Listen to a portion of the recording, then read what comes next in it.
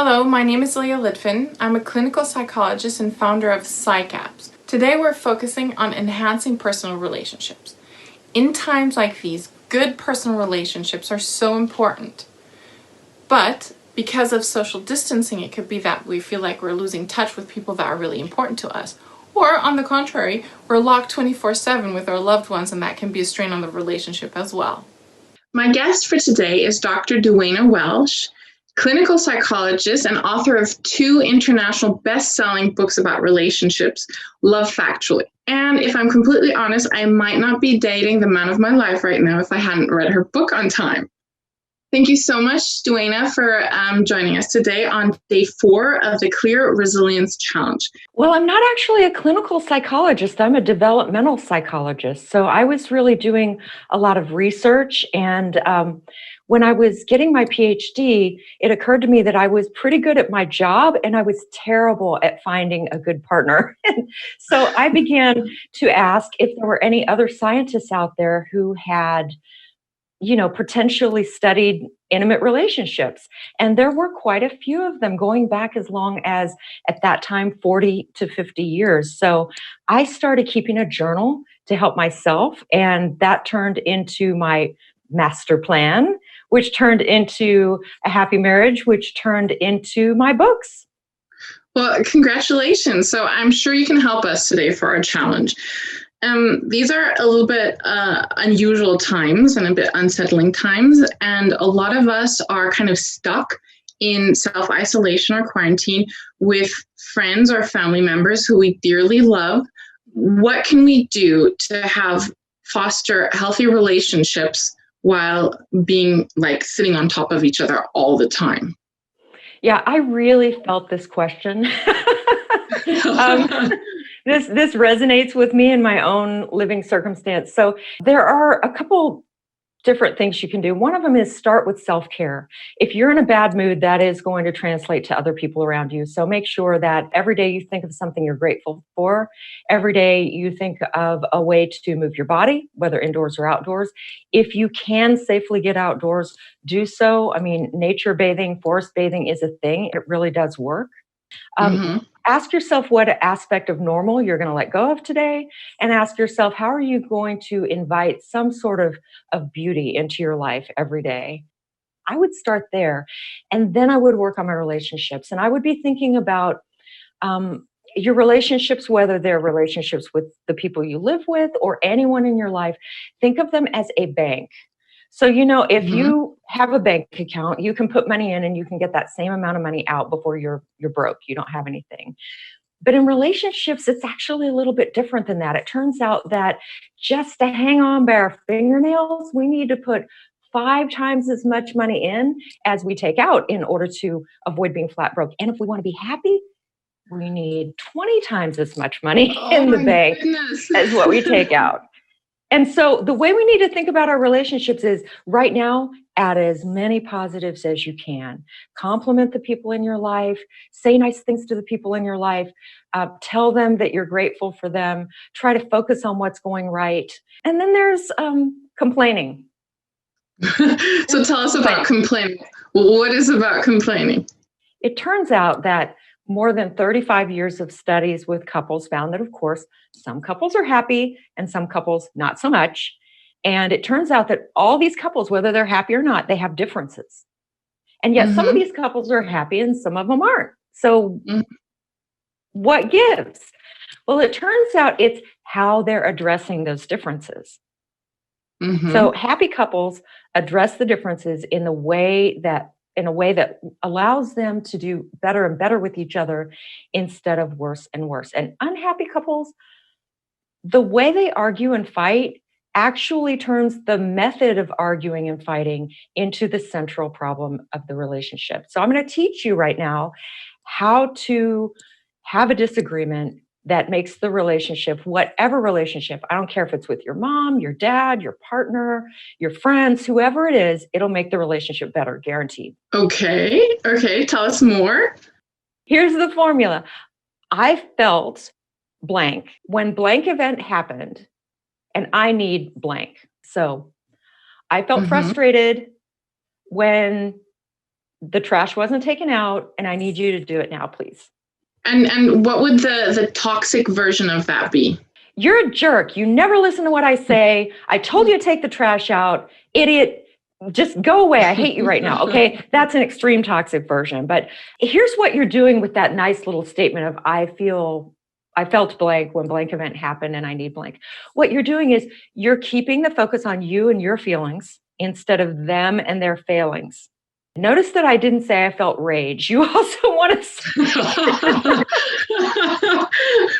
I felt like murdering you when you didn't take out the trash. Exactly.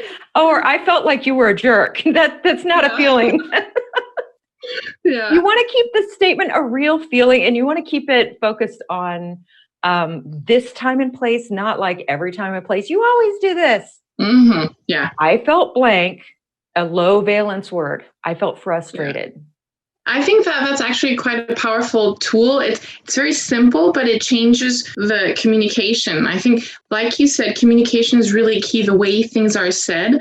Yes, when we're talking about the people we live with, there's a theme, and the theme really is help yourself feel better and then help yourself communicate better. So I guess it is taking care of yourself so that you can put in 20 times as much into your love bank as you take out, right?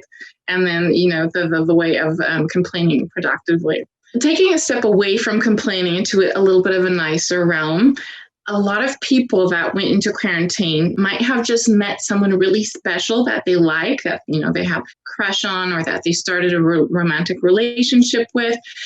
And now they're not allowed to see each other. They cannot really communicate. How do you keep that alive during self-isolation? Pretend it's 1990 and send some snail mail. Ooh, snail mail. Write letters. Historians are going to cover this. Yeah. They are. This is going to be something that's going to be covered. And you know how when we look at the past, we look at letters, we look at what people wrote for a clue of how it was to live back then. Put it down on paper, not just pixel. Let the historians have something juicy to sink their teeth into. Send letters to the people that you care about. Think of creative ways to reach them as if it was a long distance relationship in the 1990s. And then the other thing is, we're not in 1990. Now you can find ways to communicate with everyone in your life that you really care about every day virtually. Set up virtual dates to Skype or Zoom with them, to FaceTime, or what's the one we use, Silja? Google Hangouts. Google Hangout, and there's the one for your phone. There are so many different ways to do this, right? So make sure that you actually set a time to do that so it feels special. Another thing you can do if you live in some place where it's safe to do, and I want to stress, you have the self-control to actually do it. You can take a walk 10 feet apart. You can set your chairs 15 feet apart in a public place where maybe it's your yard and nobody else is going to come into it. FaceTime in real time is always better than FaceTime on the phone. Yeah. And I like the thing you say about snail mail, because a lot of us have elderly relatives that aren't really used to using video chat, or can't always be available on the phone or something like that. And receiving a letter or a postcard or something like that, just with a reminder, we're thinking of you, we're hoping you're well, is, I think, quite powerful.